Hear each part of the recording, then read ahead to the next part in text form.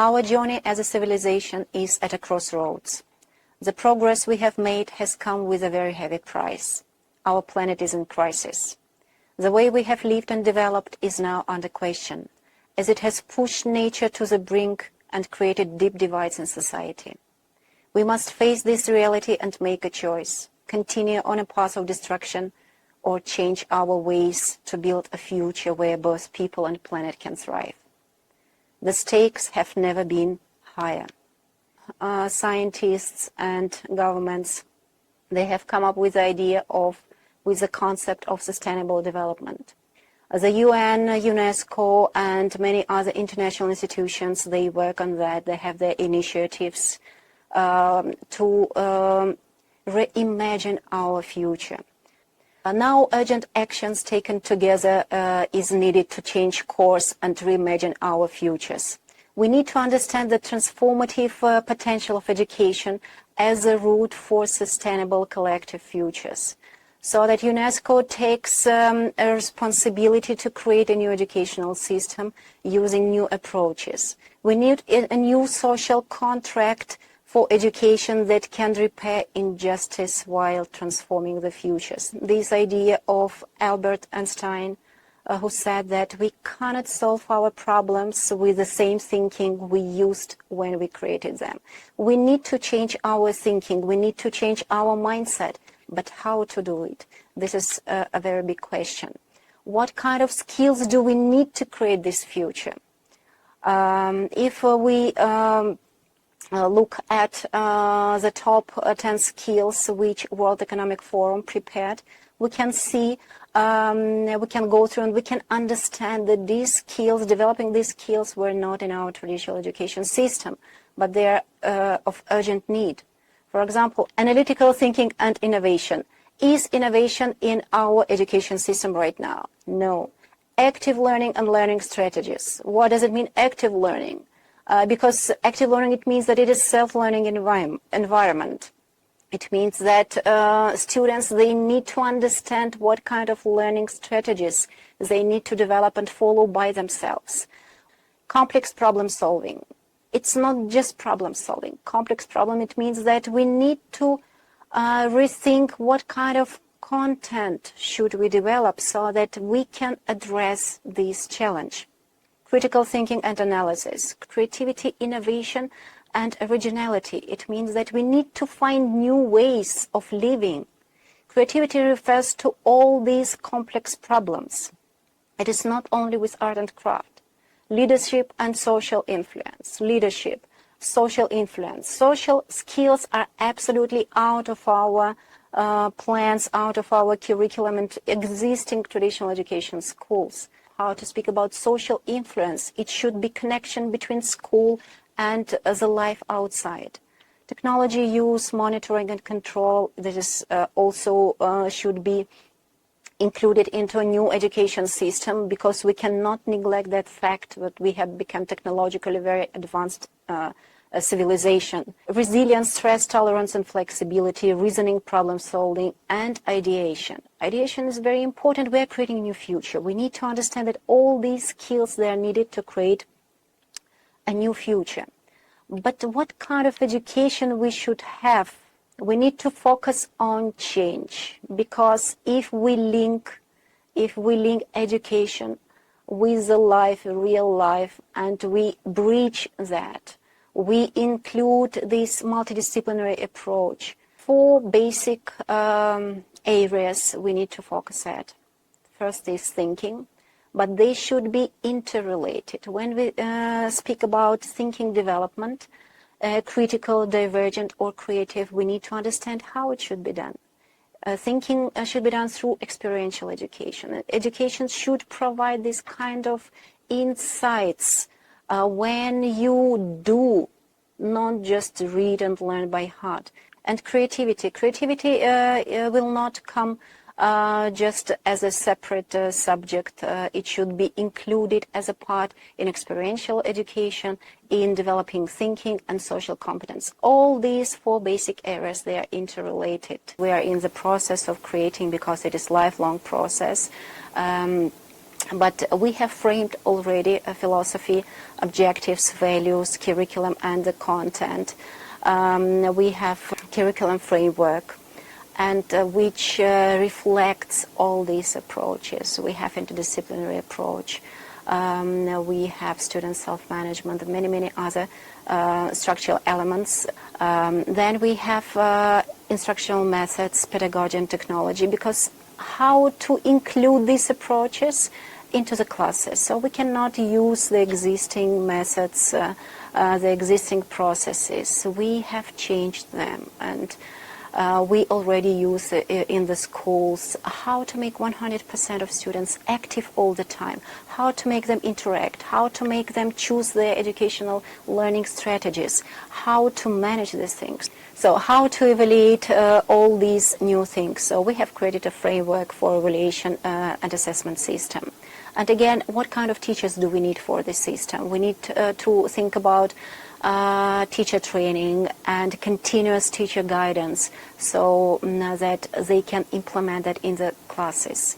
Then we are speaking about learning environment, which should be dynamic self-learning environment, which will go beyond the school walls. Actually, our concept is that we should break the walls which separate the school with life, real life, and the society. Involvement of parents and community, so that right now, not waiting for the future which comes, but right now we can give our input to the changes which we need, because we need always to balance changes which we can do now with ideation and plans which will come later. And planning part, it is done from now towards the future, so that ideation will will be grounded. This is very important part. So these are key elements of holistic education system. We are in the process of creation of this holistic education system. But now I would like to talk a little bit more into details, details about the main approaches, because these are basic things we need to understand before we go into the details, talking about approaches in different subjects or different elements of the system. The first approach is experiential and collaborative learning. This is very important. I already talked that we need to, so complex problems, we need to understand that complex problems cannot be solved individually. This is the reality of life. We need to accept that, and we need to welcome it in our education curriculum. So that team approach, group approach, pair approach, so that we need to include it and make it collaborative learning, so that self-learning is collaborative learning, where students, they can be both learners and teachers at the same time.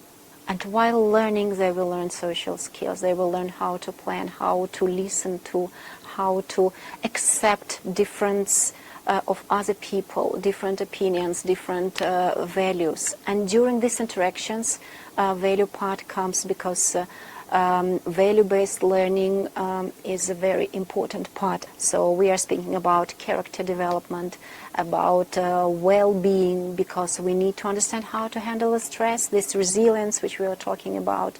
It's just one of the skills which we need. Solid inner foundation, values and skills to manage the stress even, because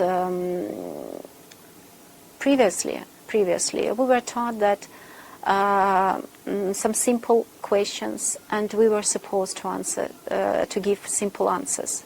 But now, when we are dealing with complex questions, most probably we will be having questions, and it's normal. This is absolutely normal, and we need to accept that.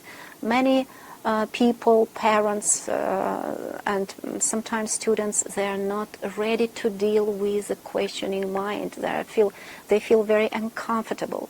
So that how to bring that understanding along with values, so that we can speak about balance, and we can speak about well-being of each and every child if we're speaking about education.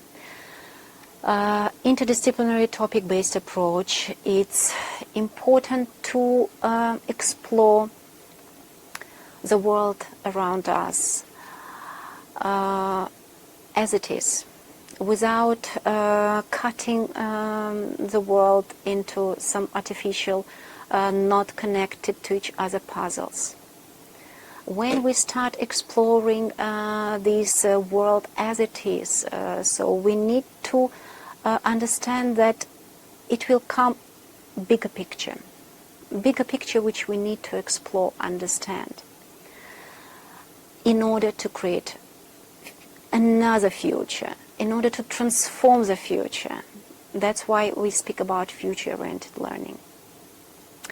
And we cannot speak about future-oriented learning, about future-oriented approach, without taking into consideration that schools should take part in a present life of the society, so that this active position, active role of education, which changes the life right now, keeping in mind changes in future, which are needed. This is a new role of education.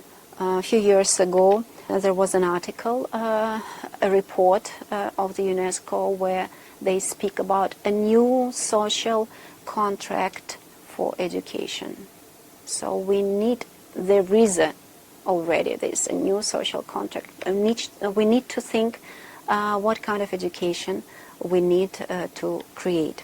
If we speak about curriculum structure, first of all, we need to understand that from isolated things we go to processes. You can understand that this is absolutely dramatic shift. We are not, exploring, we are not learning something isolated. We are learning processes where everything is interconnected. And we learn and we try to understand these connections. We try to find patterns. Why do we need that? We need this for planning, for changing the world.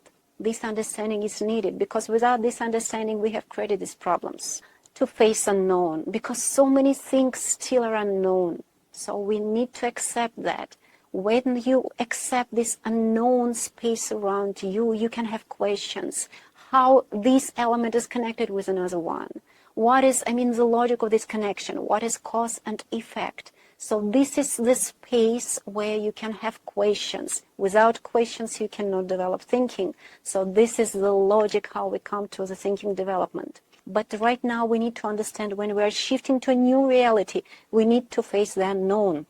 We need to think and find perhaps divergent different answers. We need to deal with these answers and find solutions. And our curriculum is topic-based curriculum. We have created, right now the whole year is divided into topics. So we have water, air, light, living organisms, space, humans, nations and cultures, and future. So the logic of going through the all topic, as I was speaking about the processes. If something we start, for example, in water, I will just give for one example. If we're speaking about photosynthesis, so we start in water. Then when we go into air months, we explore it from different perspective, from the point of view of carbon dioxide and oxygen cycle. Then we go to light, we explore it from the point of view of light. It's like a prism. Each and every element is studied in their connection with other elements. So this is how interconnected topic-based curriculum is framed. Everywhere you will have a kind of a revision, but it's not a direct revision. It is a different perspective, different connections. So these connections, they grow and create the holistic picture of the world. Holistic education is not only about your well-being, acceptance of your emotions, your thoughts, your way of living as a human, as an individual. It's also about holistic picture of the world which you study, which you explore and learn. This is very important to understand, that when we speak about holistic education, in which levels we touch, from the level of content part, we need to create this kind of connections between different topics, so that we can understand what is this world about and make right decisions. And it's very important that when we studied each and every topic, we study about different problems which we now face. It is in our curriculum. And we study the ways how to solve these problems. We have different levels of applications of the knowledge, of skills which we develop, so that students, they can apply this knowledge immediately in their everyday life, or ideating and creating plans for sustainable cities. So we have our program, project of sustainable cities, which combines each and everything and develops a new type of thinking for a better society, better place to live. This timeline, past, present, future. Each topic is learned from this perspective. We need to understand from where we started, why we are having any ecological problems, for example, with water or air, whatever, pollution. So we need to understand how we came to these problems, because we didn't understand these connections. And what is the way using this new knowledge to solve these problems? So this is in our curriculum. Next, our videos will be devoted to different parts of our curriculum. But today, summing up the approaches, the main idea which I would like to share, that we are creating, I would say, an organic system. Organic system which should not have any bridges between life and what's going on in the classroom. We open the classroom doors and we go and explore the real world of nature and people. We make connections, and we make relationship. We learn and values while living our lives fully with our emotions, with our sharing different thoughts together. This is very important, because education should go back to that initial natural way when education was needed to create a mindset for the world we live in.